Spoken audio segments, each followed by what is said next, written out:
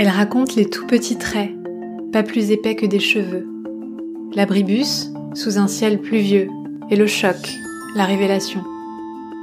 Elle détaille la concentration nécessaire, semblable à celle du sportif de haut niveau. La peinture comme une obsession optique. La part d'enfance, partout et nulle part en même temps. Elle me confie être en vie, très envie d'être artiste. Elle, c'est Alcar Iseol. Et son histoire, c'est une histoire d'amour immodéré pour l'art, pour la poésie, pour le beau.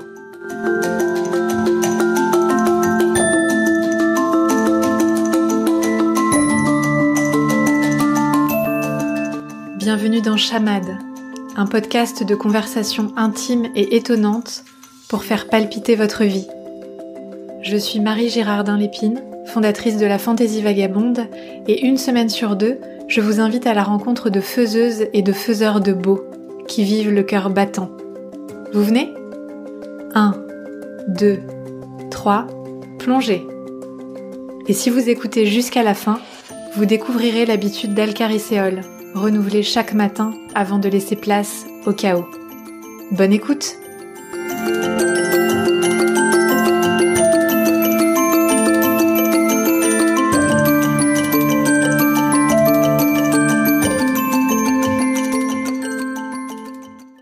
Bonjour Alcar Iseol. Bonjour Marie. Bienvenue dans Chamade et merci de m'accueillir ici. Merci à vous plutôt de m'accueillir. Tu peux me tutoyer Alcar Iseol. Okay. Pour commencer, j'aimerais te proposer un petit jeu. Est-ce que tu connais Tabou, le jeu Tabou ? Non, je connais pas. C'est un jeu auquel on joue avec des mots interdits. Alors j'aimerais te proposer de nous raconter qui tu es, ce que tu fais, mais sans utiliser ces mots-là. Donc je te donne le petit carton sur lequel j'ai écrit des mots. Et je te propose, d'essayer de relever ce défi. Si jamais ça le fait pas, tu peux me dire Joker et je te proposerai une autre manière de te présenter. Joker. Si tu veux. D'accord. Et j'ai pas le droit de dire les mots là, qui sont inscrits là. Exactement. Je suis quelqu'un de sensible. J'ai un amour immense pour l'humanité en général, un amour immense pour le beau, les belles choses, voilà, les musées, évidemment. C'est terrible ces mots tabous qu'on ne peut pas utiliser. Voilà, et depuis l'origine et pour toujours, voilà, je me situe à peu près là. J'ai une sensibilité naturelle à la notion du beau, et donc parce que je peux me définir par cette recherche-là, évidemment, je m'y applique et j'y plonge ma vie entière. Waouh, ça marche comme ça. Génial. Je mets un terme à ton supplice. Et alors maintenant, en une phrase, t'as pas de mots interdits, tu peux dire tout ce que tu veux. Okay. Qui es-tu ? Je suis les mots tabous, peintre, peinture, pinceau, art, artiste, dessin, dessiné. Génial. Merci, trop bien. Alors, on commence notre chemin toutes les deux. J'aimerais savoir pourquoi tu as choisi un beau jour d'écouter ton cœur et quel a été le point de basculement pour choisir la vie que tu vis aujourd'hui. Alors, c'est difficile de parler de point de basculement. Je crois qu'il y a des chocs de révélation, ça c'est certain. J'en ai un très très précis sous un abribus en seconde. Il pleut et je viens d'entendre dans le cours de français les notions de Platon, le beau, le bien et le vrai. Je n'ai jamais lu Platon et je sors de l'abribus et je me dis voilà exactement ce que je veux être et je serai peintre et je ne ferai de mal à personne. Et ça se passe comme ça en un éclat. Mais cet éclat-là, à 15 ans, c'est une maturation entière depuis l'origine. Donc il y a un point de basculement, en tout cas dans la conscience de vouloir être peintre à 15 ans. Et il y en a un deuxième, c'est le moment où je décide vraiment d'en faire mon métier, sachant que comme hélas beaucoup Jean, j'ai un parcours assez tordu à ce niveau-là, puisque j'ai pas fait d'études d'art, j'aurais voulu. Donc j'ai rêvé longtemps de rentrer dans une école d'art, ça me manque encore. Mais le fait de ne pas avoir fait de formation m'a amené peut-être à mûrir mieux ou autrement, ou de façon plus libre, ou plus indépendante, mon propre parcours. Le plus difficile quand on décide de devenir artiste, c'est de faire le choix de l'insécurité. L'insécurité à tous les niveaux, c'est se jeter dans la grande aventure de la recherche de sa propre patte ou de sa... Et c'est des... Comment dire ? Avant de l'avoir fait, on l'a pas fait. C'est-à-dire que on se jette dans le vide, vraiment. Et le fait de décider de devenir peintre aux alentours de la trentaine, c'est-à-dire d'arrêter toutes les formes de métier et acheter une toile et se retrouver devant une grande toile blanche avec 2 pinceaux et 3 tubes de peinture, c'est se retrouver devant un vertige immense, une joie d'une intensité incroyable, mais en même temps il y a rien, il y a un énorme vide. Et c'est plongé, quoi. Voilà. Donc il y a... Voilà. Après, on peut mettre tout ça, bien sûr, dans une perspective plus générale de vie. Tout ça prend forme depuis l'enfance jusqu'à aujourd'hui, et je m'accomplis, et je suis extrêmement à ma place. Donc, extrêmement envie d'être peintre, dans cette insécurité que peut être le métier d'artiste. Voilà, je sais pas si ça répond. Super, si, je t'écoute, je bois tes paroles en même temps que mon thé. L'insécurité, j'ai l'impression qu'elle prend 2 formes, tu me dis si je me trompe, mais il y a l'insécurité du statut et l'insécurité de la pratique. C'est-à-dire, est-ce que tu peux nous parler de ça, si tu vois ce que je veux dire ?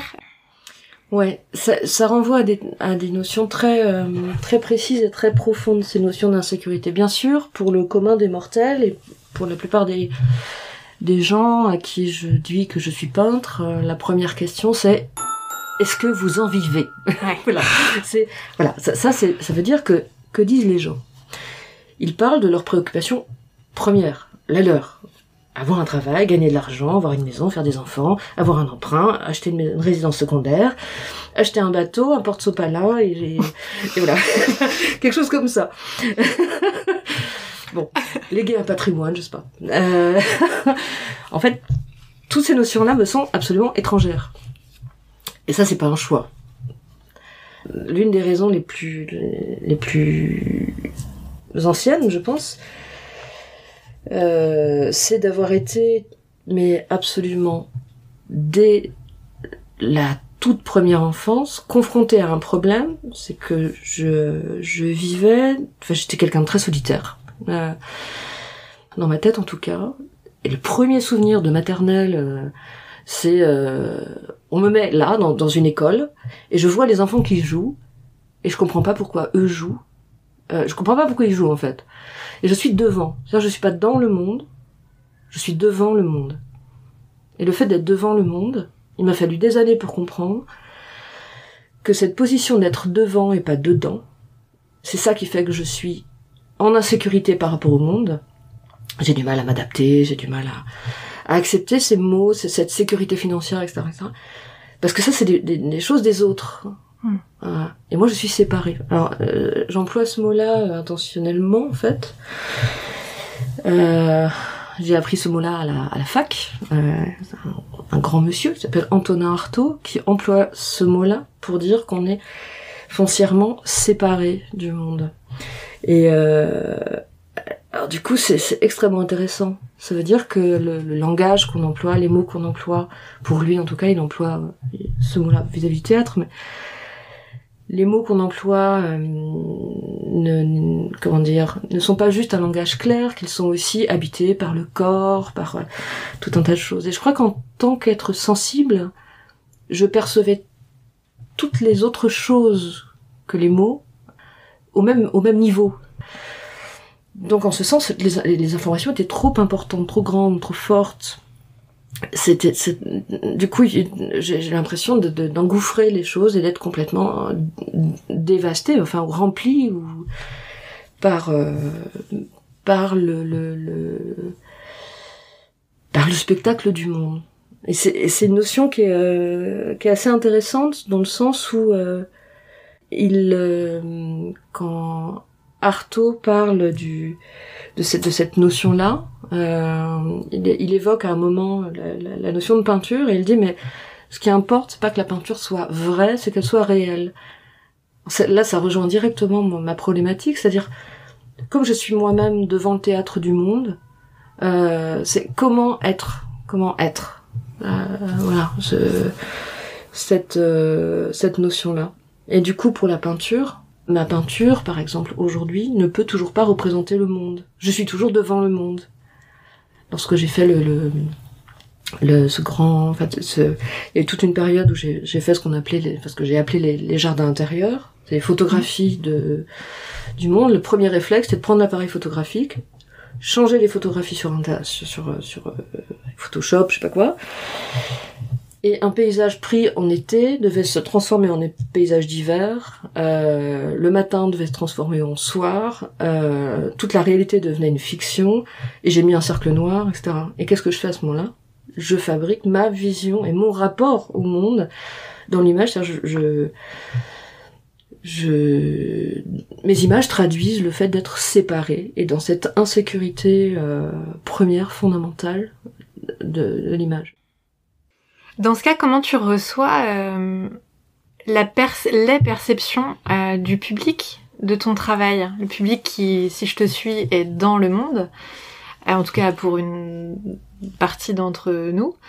Toi qui es devant, comment tu reçois les perceptions de ceux qui sont dedans de ton travail, de ce que tu leur montres? Ça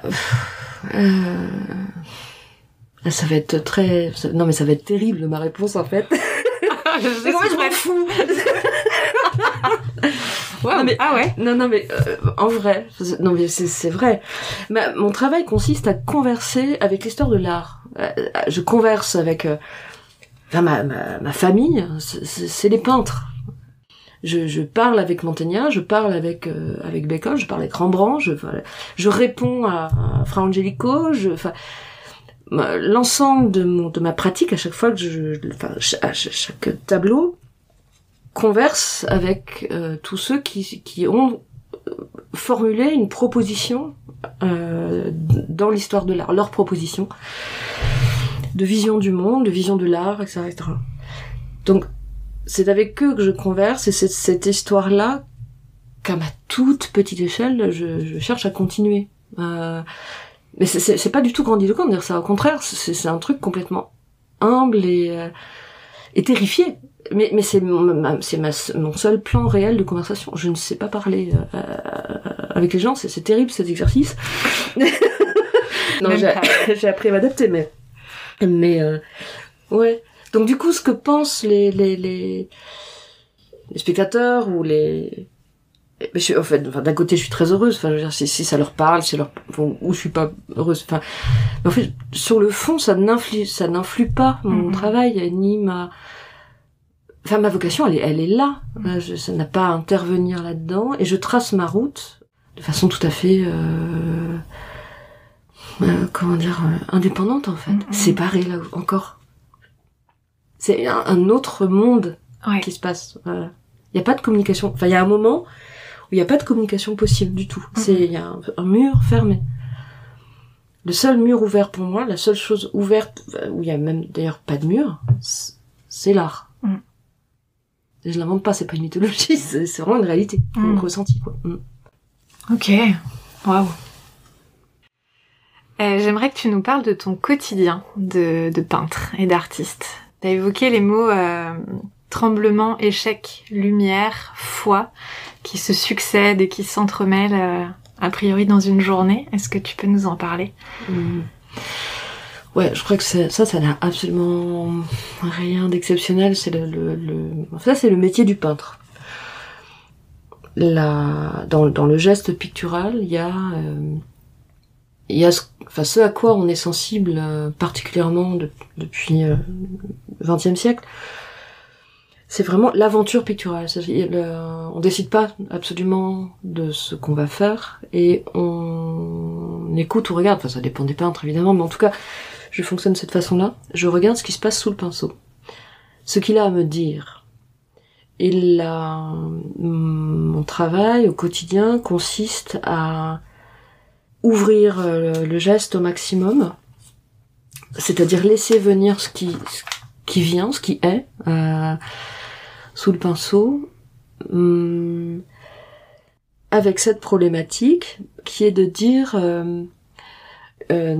au quotidien, n'ayant pas de formation en peinture et ayant décidé à peu près à 30 ans de devenir peintre, un peu plus, 35 ans, sans formation, l'idée c'est que j'apprends en faisant. Donc j'emmène le métier de peintre, c'est-à-dire le métier au sens savoir-faire, le savoir-faire du peintre, de front. C'est-à-dire à la fois je développe un univers qui est le mien, en même temps j'apprends les médiums, tous les médiums ont des contraintes extrêmement fortes, voilà. Ça c'est vraiment le savoir-faire technique, quoi. Voilà, j'apprends à dresser mon pinceau là où il veut, et en même temps je développe ce que Gilles Deleuze appelle le diagramme. Il fait une très très belle analyse de ça. C'est ce qu'on va dire, on va dire ça autrement, la touche. Qu'est-ce qui fait que un peintre est celui-là et qu'on le reconnaît entre tous. Donc il faut monter tout ça en même temps.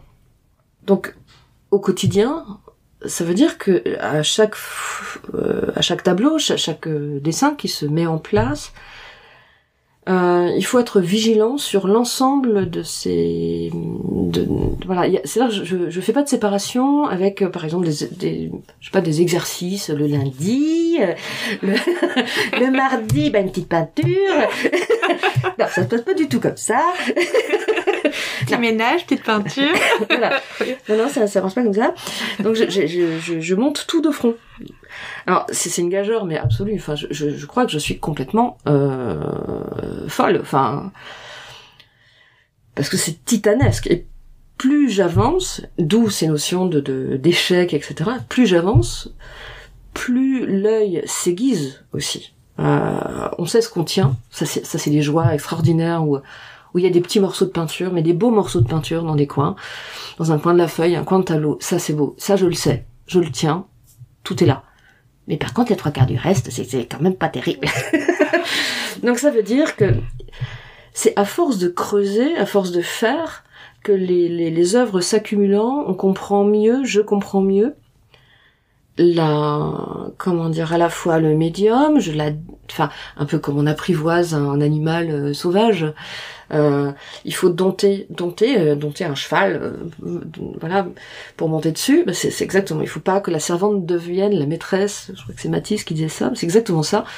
Donc il faut dompter les pinceaux, dompter les médiums, se plier aux exigences des médiums, etc. Trouver aussi ceux qu'on chérit et ceux qu'on abhorre. Alors, je suis très heureuse d'avoir trouvé depuis le confinement le papier que je cherchais depuis extrêmement longtemps. Vraiment, voilà. Donc il a fallu que j'en teste. Ça fait des années que je teste des tas de papiers parce que j'adore les papiers, donc j'en mangerai, quoi. J'ai un rapport très très sensuel à ma pratique, donc du coup très sensuel aussi à tous les types de papiers, mais il y en a qu'un qui correspond à mon travail. Donc voilà, il y a cette idée au quotidien de monter de front à la fois le savoir-faire, comprendre où est ma sensibilité et ce qui émerge. L'idée c'est peut-être un peu de creuser, quoi. C'est-à-dire en ce moment, je vais dire les choses telles qu'elles sont là maintenant. En ce moment, je tente quelque chose, c'est-à-dire de peindre. Je ne dessine pas avant de peindre. Je peins. Je fais des taches de peinture. Et dans ces taches de peinture, comme on fait avec les nuages, des choses apparaissent. Et ça m'intéresse dans le sens où ça ouvre et ça libère. C'est pas quelque chose qui est pensé. C'est quelque chose qui est beaucoup plus instinctif, plus impulsif. Et mon travail consiste juste à organiser l'harmonie des tâches, en dégager finalement une image. Donc là, on revient à la notion de théâtre. l'important c'est pas de représenter le monde, mais de représenter un monde. En l'occurrence, le mien. Voilà. Et donc à travers les tâches, c'est pouvoir un peu comme un orchestre, un chef d'orchestre, pouvoir faire se correspondre et mettre tout en équilibre. Alors non seulement les couleurs, les formes, etc., etc. Alors en ce moment, tout ça aboutit à des paysages. Alors on va dire pourquoi des paysages. Il y a une petite anecdote assez rigolote de ça. C'est que pendant très longtemps, j'ai dessiné, mais dessiné pour moi, dans des carnets, dans des machins, J'ai fait des études de lettres, donc elle n'a rien à voir avec la peinture. Je m'inscris à la Sorbonne pour faire un DEA. J'ai pas été au bout de ce DEA, et pour cause, j'ai passé mon temps dans les musées.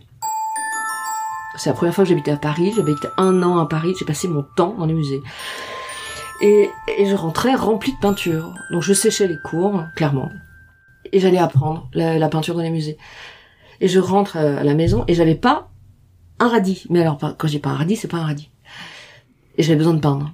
Donc j'ai fait un truc pas bien du tout, comme les enfants. J'ai dessiné sur les murs, mais vraiment partout. C'est sur le plafond. Il y en avait absolument partout. On a gardé quelques photos de ça. Voilà. Parce que je m'étais rendu compte que la peinture laquée des murs, un coup de siffle là, et puis on pouvait absolument tout gommer. Donc c'était formidable. J'avais un tableau que je pouvais faire et défaire en permanence. C'était super. Et je fais ça. Et à ce moment-là, je m'intéresse beaucoup aussi à la théorie de la peinture, enfin des choses comme ça. Et donc bon, alors je fais des lignes. Ça n'est que des dessins. Alors les dessins, c'est des traits.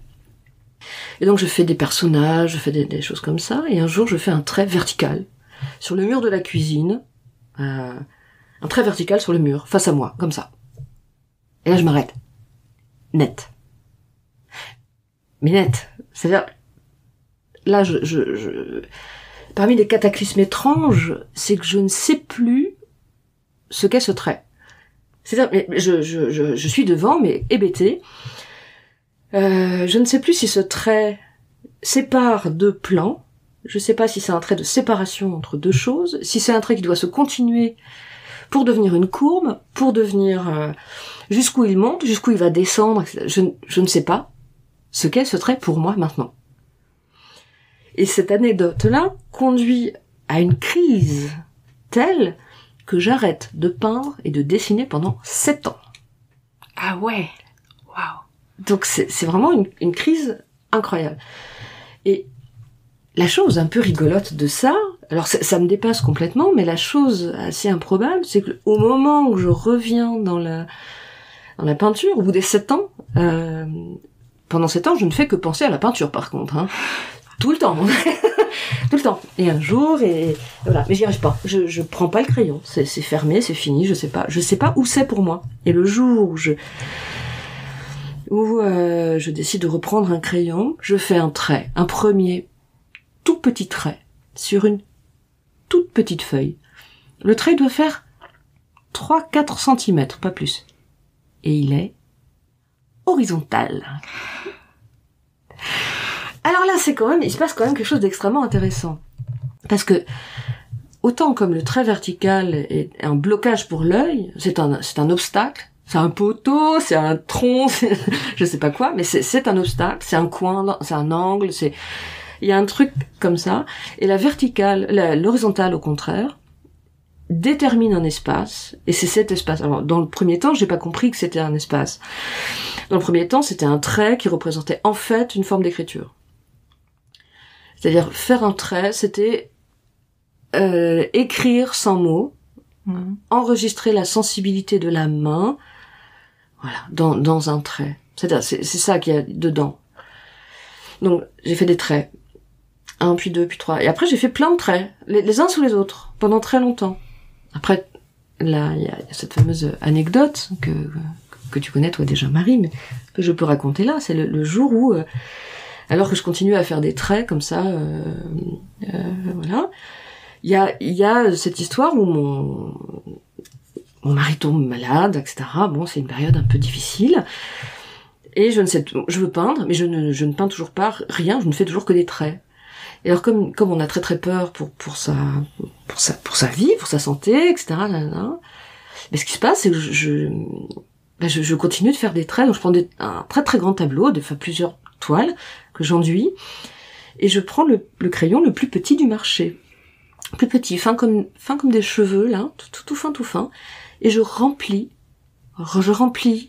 et vraiment la toile des tout petits traits.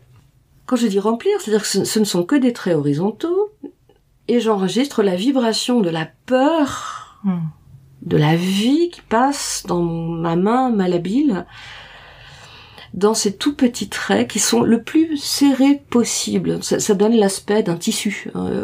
Visuellement, ça donne à peu près ça. Et donc, je me dis, alors qu'est-ce que c'est? Je sais pas trop ce que je fais, en fait. Je vois bien, il y a quelque chose comme un sismographe, quelque chose comme ça, un enregistrement du réel, enfin. Et surtout, ça me permet de passer le temps de l'attente, un peu comme Pénélope fait et défait son ouvrage. Moi, j'attends que mon mari se rétablisse, en faisant ses traits, comme on ferait un tricot, une broderie, etc. Et voilà. Et donc, je fais ça. Et un jour, alors il se remet, tout ça, je fais toujours des traits, et j'enregistre toujours juste la vibration je dessine pas vraiment, je sais pas ce que c'est. C'est pas vraiment une écriture, c'est pas vraiment un dessin. Je sais pas ce que c'est que ce truc-là. Et un jour, je vais au musée des Beaux-Arts de Rennes, puisque j'habite à Rennes. Et il se passe un truc formidable. C'est que je tombe sur les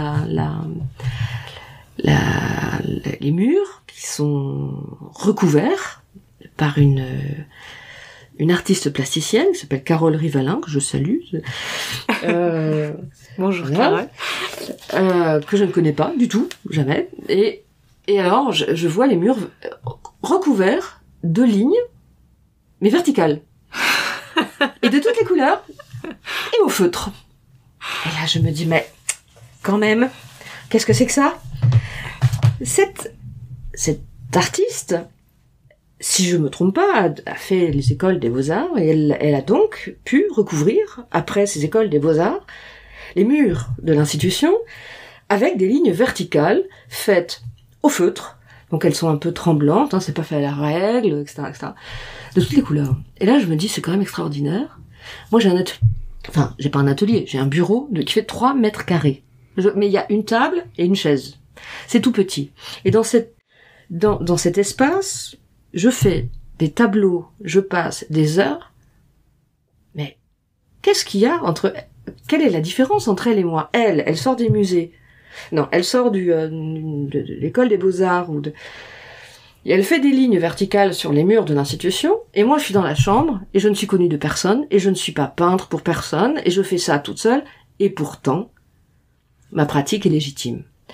Mon travail a en fait autant de légitimité que sa propre pratique. La différence entre elle et moi, c'est qu'elle existe dans le monde, et moi pas du tout. Alors là, j'ai le choix entre pleurer et rire, clairement, donc je choisis de rire, bien sûr, comme toujours, c'est important, partie du beau, ça, rire. Donc je choisis de rire, et je me dis, très bien, puisque c'est ça, je serai peintre. Puisqu'on peut tout faire, puisqu'il s'agit de penser la peinture pour pouvoir prétendre à être exposé, très bien, finalement, ma pratique est légitime. Donc, je décide de devenir peintre, et il se passe quelque chose. Ça, c'est à cause des lignes horizontales, Je reviens à cette histoire. C'est important. Et donc, je décide de m'installer en tant qu'artiste. J'arrête tout.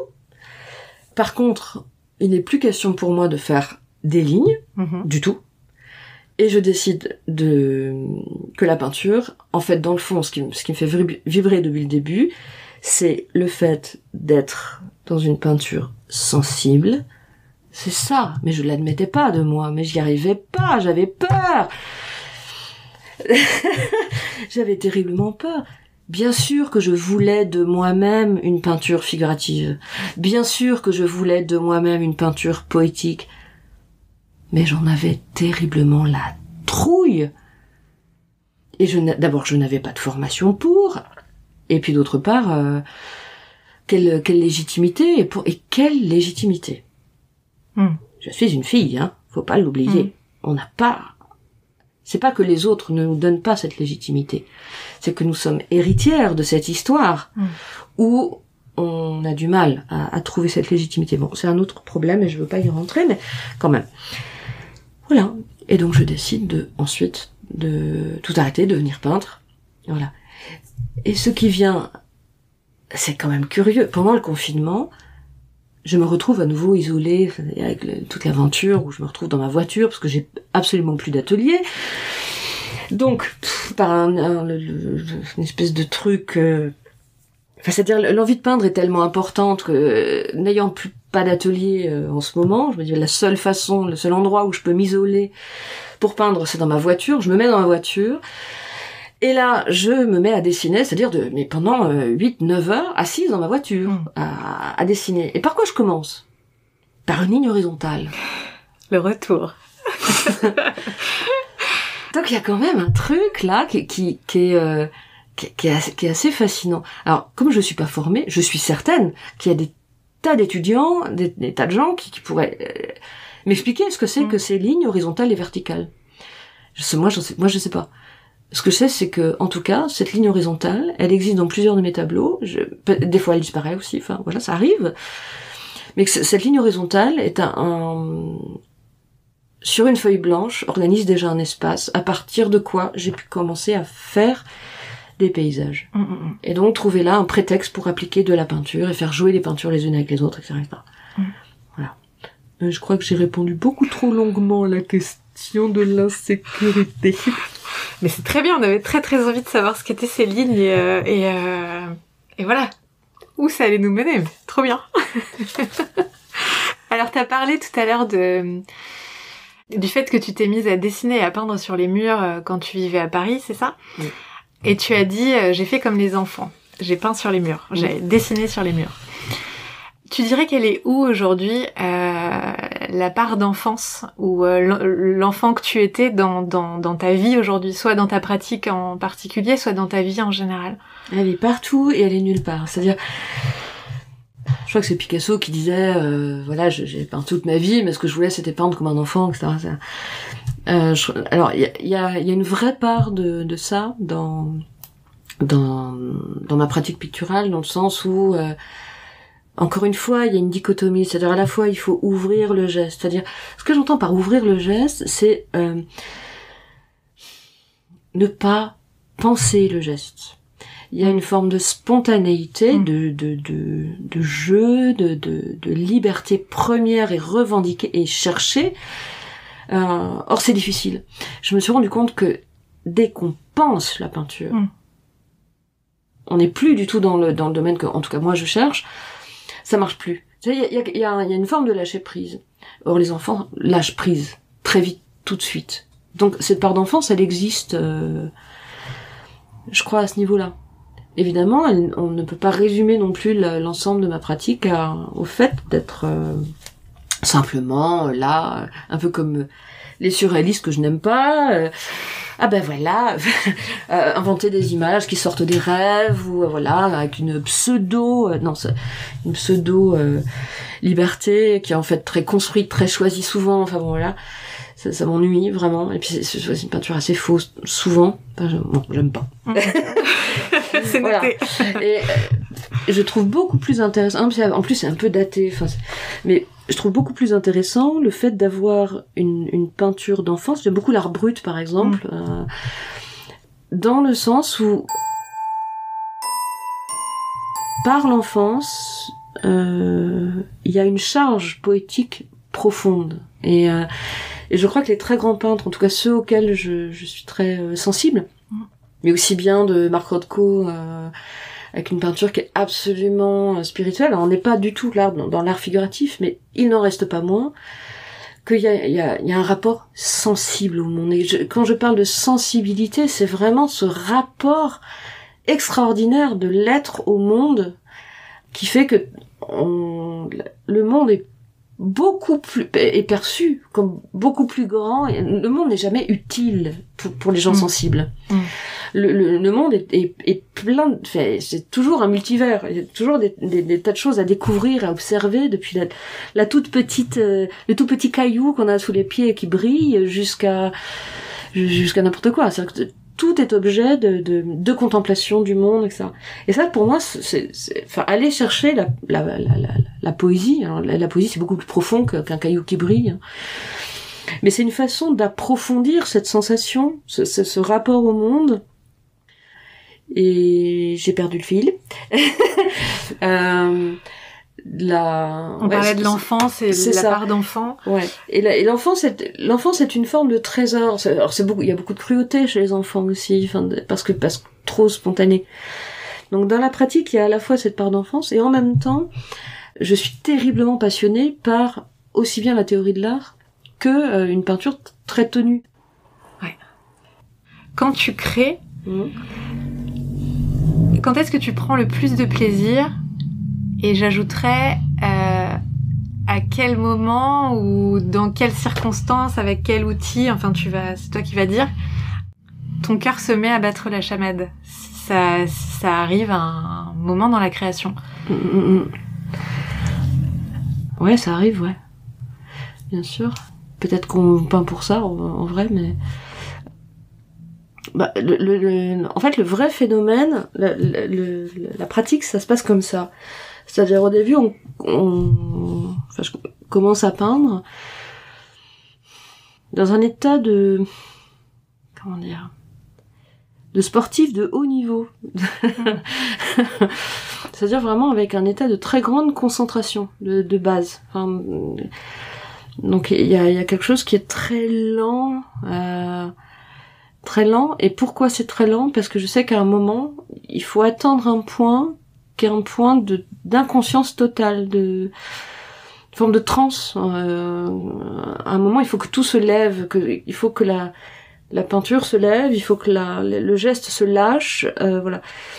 Et sauf que cet état-là ne s'improvise pas, ne se dompte pas, ne se choisit pas, ne se détermine pas. Donc, il faut mettre en œuvre tout comme un écrin pour préparer un éventuel moment où cet état se met en place. C'est-à-dire qu'à ce moment-là, je peins très vite. Les choses, je les vois. Je vois les choses, comme disait Bram Van Velde. Voilà. Il y a un moment, je sais exactement où doivent être les choses, si je dois, oui ou non, appuyer sur mon pinceau, quelle couleur mettre, etc. Et ces moments-là, ces moments de transe, enfin je sais pas comment dire vraiment ça, c'est ce moment où je ne m'appartiens plus du tout, où je ne converse plus, je ne pense plus, je travaille. Alors souvent ça se fait par la musique, certains morceaux très très choisis aident à entrer dans cet état de particulier, enfin tu vois, de transe. À quel moment mon cœur bat la chamade? C'est lorsque, sorti de cet état, qui s'apaise à un moment. Alors là, il peut se passer plein de choses. C'est soit en sortir et dire hop, tac, c'est terminé. J'ai fini ma peinture, c'est terminé. Soit elle n'est pas encore aboutie, mais l'état disparaît. Et là, il y a un danger qui se présente, c'est le danger de perdre, parce qu'on voit ce qu'on est en train de... D'un coup, on est en train de se voir faire, on voit ce qui apparaît, on voit ce qui pourrait être, et là, on commence à penser la peinture. Alors, si on... Entrer là, c'est perdre tout ce qu'on a fait. Voilà, ça, c'est la notion d'échec. Donc, il y a... à quel moment mon cœur bat la chamade? C'est lorsque... 1, je suis passée par cet état-là, que 2, le résultat est présent... 3, que la peinture est terminée et que je regarde les choses en disant ok, ça tient. Mais pourquoi il y a une insatisfaction profonde et pourquoi mon cœur peut battre comme ça, mais ça va toujours être sur une toute petite partie de la peinture.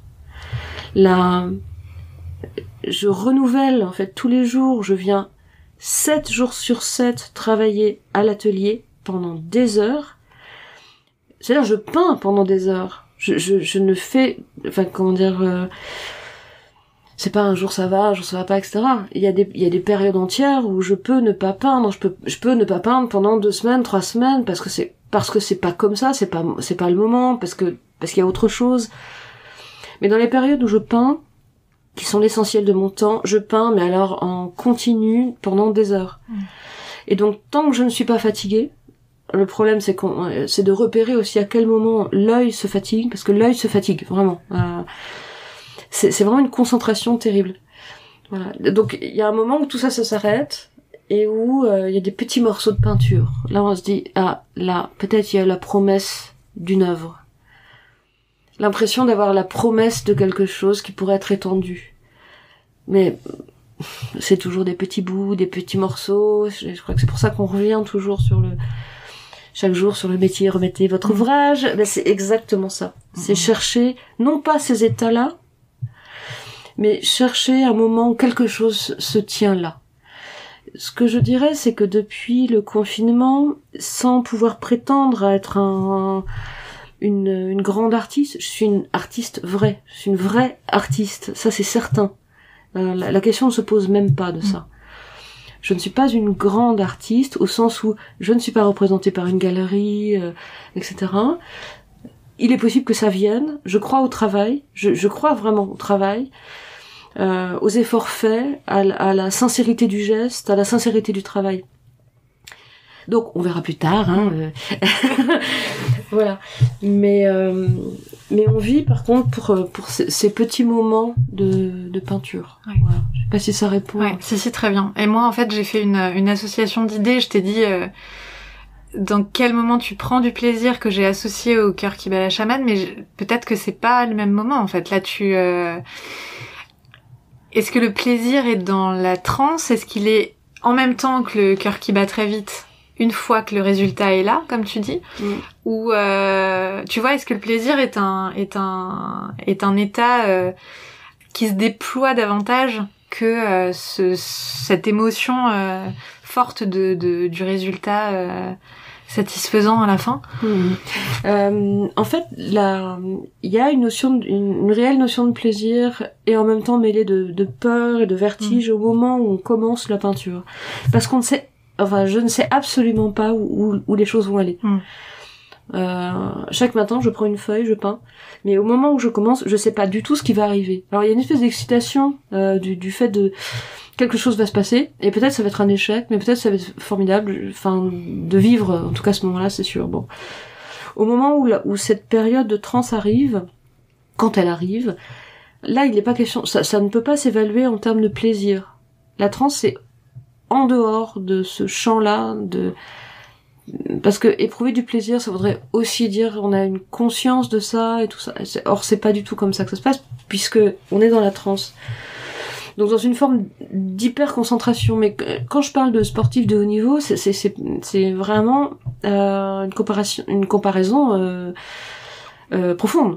Enfin, tu vois, c'est un beau geste en tennis dépasse complètement l'entendement. Quand on voit le peuple se soulever devant un match de foot ou un but ultime, c'est exactement ça. Alors je me soulève toute seule devant mes propres spectacles, mais il y a un truc comme ça. C'est il y a quelque chose qui se passe, voilà. Donc on peut éventuellement après éprouver un certain plaisir d'avoir tenu un petit morceau de peinture. Et après il y a l'épreuve du temps. C'est-à-dire il faut faire dormir la peinture, la cacher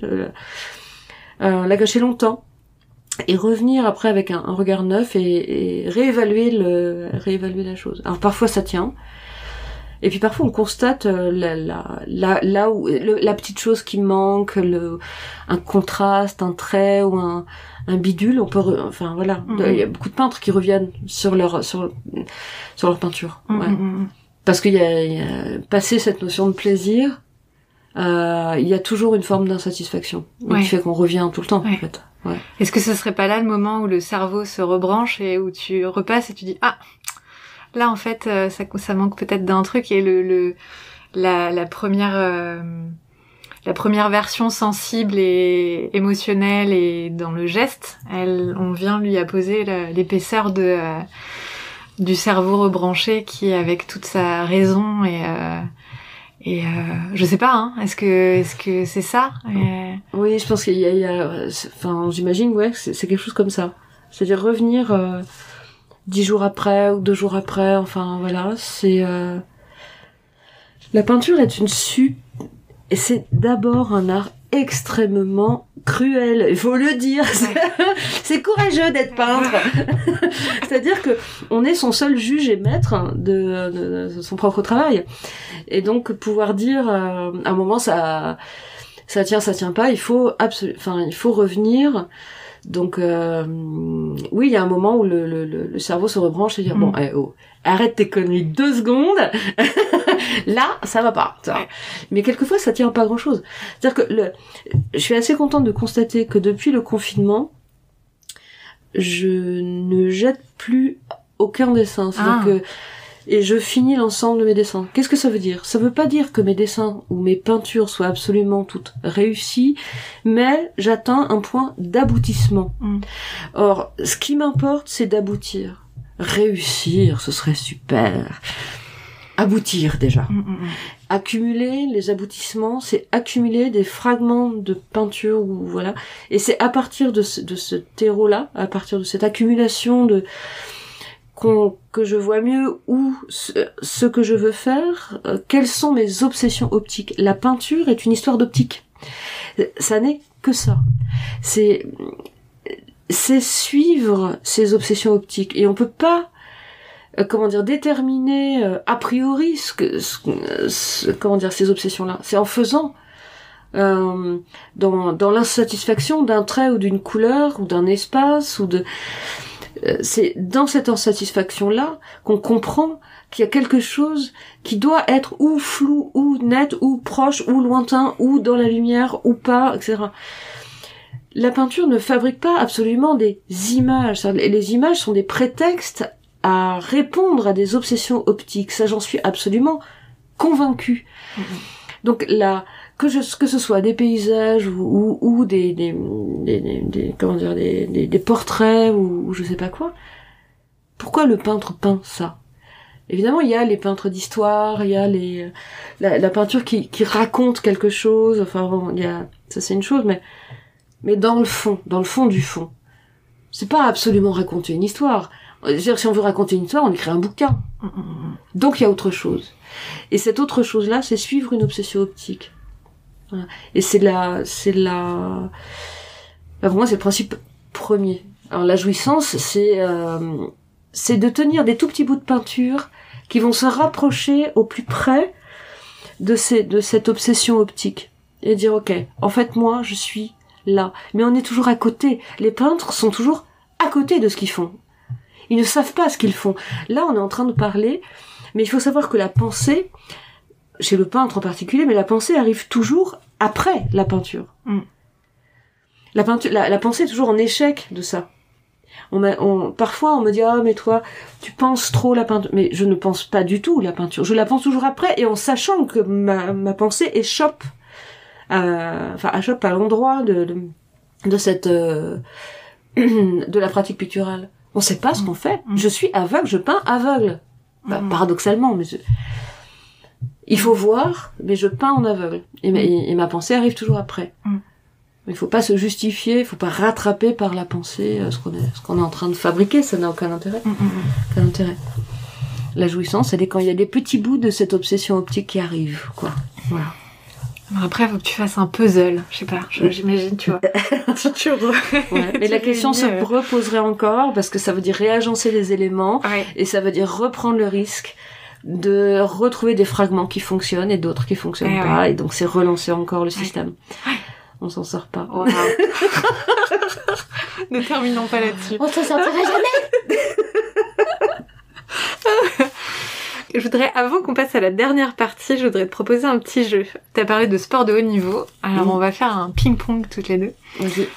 Sans table, sans balle, sans voilà. Sans aucun instrument. Mais sinon je gagnerais. Hein. C'est sûr. C'est d'ailleurs pour ça que j'ai pas apporté le matos. 5e étage. 10 mètres carrés, un ping-pong, ça peut. On va faire un ping-pong de mots. Je commence, je te donne un mot, tu me donnes un mot qui te fait penser au premier, et puis je t'en envoie un, et voilà. Je crois que c'est un monstre ce jeu-là, mais peu importe. Ping-pong verbal. C'est enthousiasmant. Ouais, ok, allons-y. Cool. Gouache. Vertu. Rouge. Éclat. Vert. 2 RE. Térébenthine. Odeur. Je peux dire 2 fois térébenthine? T'as le droit. Ok. Prénom. Alcar. Ah. Enfin, c'est un pseudo. Ouais. Alice. Fanette. Oh là là. Tu es en train de distiller des informations. J'espère que les gens sont bien encore connectés. J'avais prévu de la divulguer. Ah, super. Donc tu m'as dit Fanette. Ok. Ami. Toi. Bon, j'en dis un dernier, t'en dis un dernier. Ok. Humain. Question. Waouh. On vous laisse là-dessus. Alors, on va passer à ce que j'appelle le rituel de fin. Donc, c'est en 2 parties. La première, chers auditeurs et chères auditrices, si vous n'êtes pas en voiture et que vous ne prenez aucun risque, je vous propose de fermer les yeux. Promettez-moi de ne prendre aucun risque.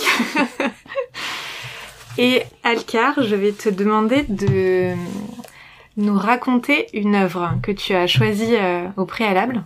Donc moi, je ferme mes yeux aussi, je vais jouer le jeu et on t'écoute. Alors, je vais aller au plus simple et je vais choisir les 2 dernières peintures, histoire de ne pas être tout à fait soumise à cet interrogatoire forcené. Et je vais donc décrire 2 peintures. Pourquoi les 2? Parce qu'elles se répondent, elles sont un peu comme des sœurs jumelles, et elles ont des choses à se dire. Dans les 2 cas, il s'agit d'un format relativement restreint, enfin on est à peu près sur un format A3, un format commun. C'est une peinture sur papier qui comporte... Alors, par où on va commencer? On va dire que au milieu de cette peinture, il y a un trou, une trouée, une clairière, comme un espace qu'on ne distingue pas, c'est-à-dire un ciel. On voit quelque chose qui ressemble à un ciel, mais on n'a pas absolument l'horizon. Et tout autour de cette trouée qui prend les 2/3, enfin non, qui prend un quart de l'espace, en plein milieu, enfin, tout autour, il y a des fleurs, des rochers,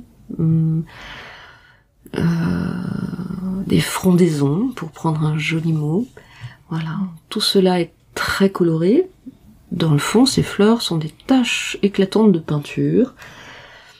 C'est un petit peu... Comment dire? C'est des peintures rapides. Là, il faut que le trait soit affirmé, assez vif. Peut-être un petit peu décomplexé aussi.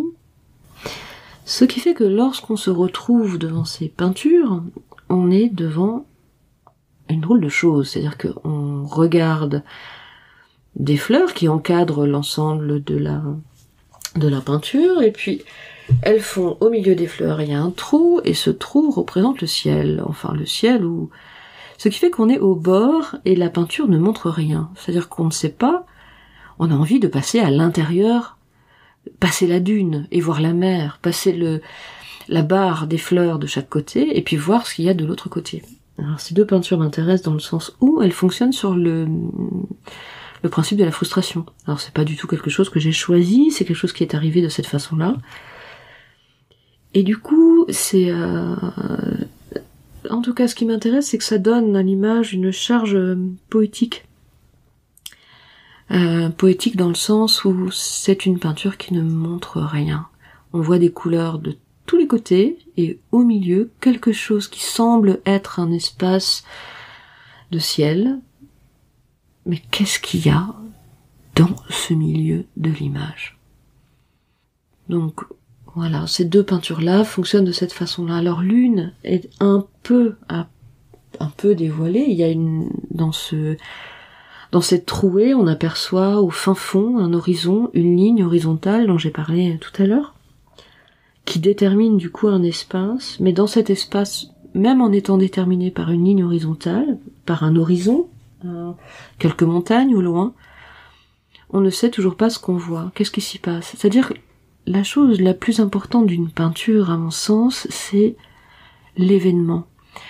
Pour qu'une peinture fonctionne, il faut qu'elle fasse événement. Dans quelle mesure ces deux peintures font événement? C'est-à-dire, l'événement, c'est l'absence d'événement. Donc ça veut dire que l'événement est ailleurs, et sans doute dans la poésie. Donc dans ces deux peintures-là, il se passe que on regarde quelque chose qui est autour et pas au milieu, et dans ce milieu, il y a une charge poétique, un espace on ne détermine pas très bien. Et c'est ça qui m'intéresse de peindre. Ah, génial. Je vous annonce d'ores et déjà que vous pourrez les voir si tu es d'accord, bien sûr. Je m'avance avant même de t'avoir demandé, mais je vous les montrerai d'une manière ou d'une autre, ces œuvres. Mais je trouvais intéressant que on se laisse porter par tes mots avant de les découvrir avec nos yeux. Merci. Merci Marie. Il en reste une question. Ah, j'ai peur. Oh là là, bah oui, parce que celle-là, attention. Je t'ai invitée dans Chamat parce que je suis sympa. Parce que tu es sympa. Je suis très sympa. Déjà, tu m'accueilles dans un lieu chaleureux et avec une jolie vue sur le ciel. Oui. Si je t'ai invitée dans Chamad, c'est parce que tu fais partie, pour moi, de cette catégorie d'êtres humains extraordinaires que j'appelle les faiseuses et les faiseurs de beau. Et donc, ma dernière question, c'est qu'est-ce que le beau pour toi ?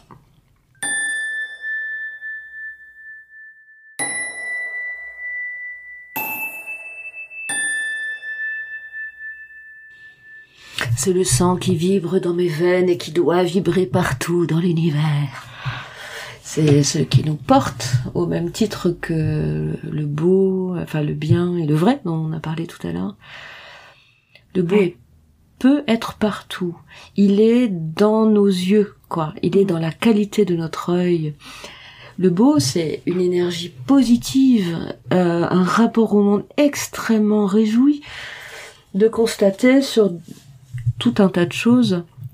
C'est aller chercher le plaisir d'être là, une qualité de présence au monde à travers l'art, mais aussi à travers les choses du quotidien, un rayon de soleil, une cheminée, je sais pas quoi, enfin, voilà, ça peut être le sourire, un éclat, voilà.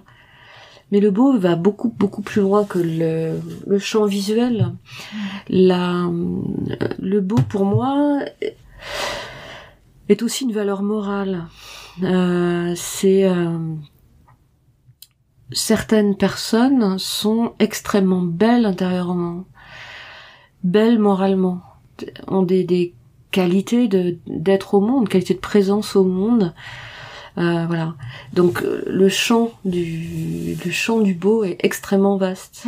Je ne suis qu'un tout petit peintre dans le grand champ de l'art, mais le beau est partout en fait. Enfin, il est dans notre œil, il faut juste aller le chercher là où il est. Super, on pouvait pas être plus connecté que par cette définition. Merci beaucoup Alcari Seol.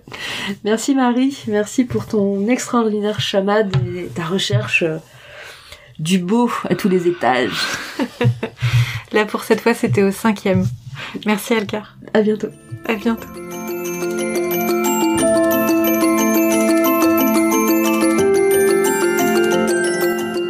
Pour faire du beau, je crois qu'il y a un premier pas. C'est d'écouter ce que dit notre cœur quand il bat vite et fort. Vous venez d'écouter le premier épisode de Chamad. Pour prolonger l'immersion, abonnez-vous à la Gazette à paillettes. Je vous y présenterai très bientôt le travail d'Alcari Seol, en images et en mots. Et vous y découvrirez les 2 œuvres décrites et racontées dans l'entretien. Retrouvez toutes les infos pour vous abonner dans la description de l'épisode. Et si vous avez aimé nous écouter, mettez 5 étoiles et laissez un commentaire sur votre plateforme de podcast préférée. Ce serait quand même génial que vous participiez à diffuser le beau autour de vous, non ? Merci et à très vite. Quand j'arrive le matin dans l'atelier, il faut que tout soit absolument nickel. Voilà. Pour mettre le chaos, il faut qu'il y ait d'abord l'ordre dans l'atelier, quoi. Ok, donc tu ranges, tu passes un coup de balai. Voilà, je nettoie tout, j'ouvre mes tubes, ils sont bien rangés, je nettoie vraiment. Voilà, il faut que les lignes pour l'œil soient simples. Je dégage le bureau pour ces raisons-là, il faut se concentrer. Le principe de s'organiser comme ça, c'est de se concentrer. C'est à la fois un toc, mais c'est aussi une façon de se préparer mentalement à la concentration nécessaire à la peinture.